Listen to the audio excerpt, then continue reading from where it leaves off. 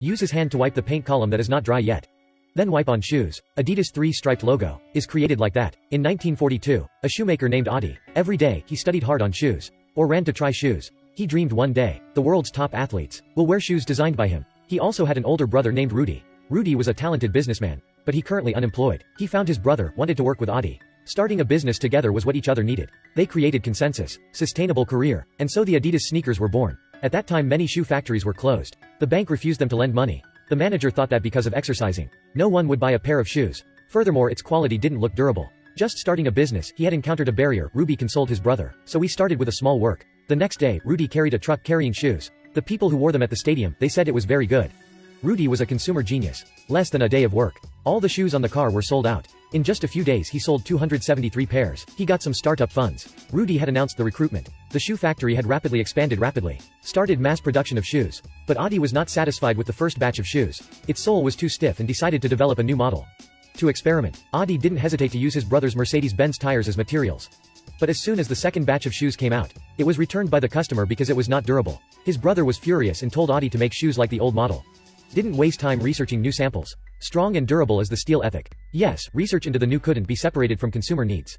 When the business was getting bigger and bigger, almost all athletes in Germany wore the shoes they made. Two brothers married at the same time. Adi was so romantic that he makes shoes for his wife. To continue to expand the market, his brother took Adi to the bank to negotiate. But Adi was not good at speaking, so he refused. Fortunately, Adi's wife stood out on his behalf. Then brother and sister-in-law. Successful bank loans. But the two's excessive intimacy that sister-in-law and Adi began to notice. In the blink of an eye had passed 10 years. They had become famous representatives of the handicraft industry. The national coach cut the ribbon for them. The small workshop became a big factory. Annual sales reached 200,000 pairs. That day his wife suddenly asked Adi, was it possible to make small sneakers like this? Adi immediately understood, happily embracing his wife. But after they brought this good news, tell your brother and sister-in-law. The expressions of the two did not seem very happy. That day, sister-in-law accidentally caught Rudy and his wife Adi are talking by the river. This makes the sister-in-law thought a lot. Older sister-in-law found younger sister-in-law. Warned sister-in-law, the secrets of the two, she all knew.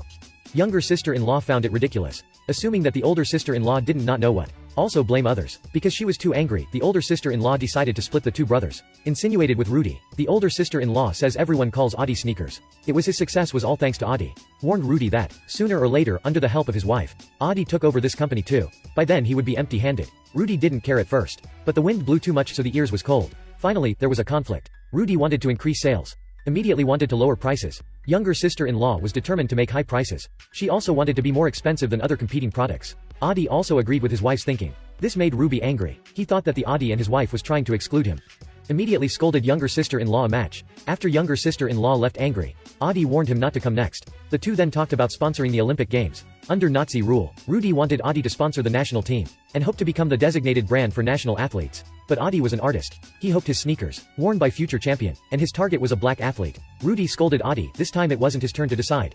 But Adi still sneaked into the training ground. In 1948, Adi took his name, and 3 letters in his surname. Create Adidas as it is today. And his brother Rudy took the name Rudas. Later changed to the current Puma. When Adi went to the football field to watch practice, saw his new model soccer shoes. It looked very similar to Rudy's work. To prove himself, Adi suddenly came up with an idea. Use his fingers to smudge the wet paint on the shoes. Adidas' first 3-stripe logo. Just like that. This time was perfect at last. Adi logo just appeared. His brother's Puma also appeared on the street. What was even more surprising is, Rudy took Adi's anti-slip nail design. He carried fire in one and water in the other. At night, the staff of the two factories almost fought. The next day Adi received a message. All the top football teams switched to Puma. He immediately went to find the national team coach, but he was late for the train.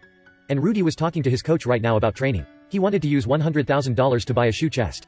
Rudy was not satisfied with this price. The two broke up in unhappiness. Coach turned to Adi. The price was still the same. But Adi accepted. Also he offered new model anti-slippery sneakers for the national team.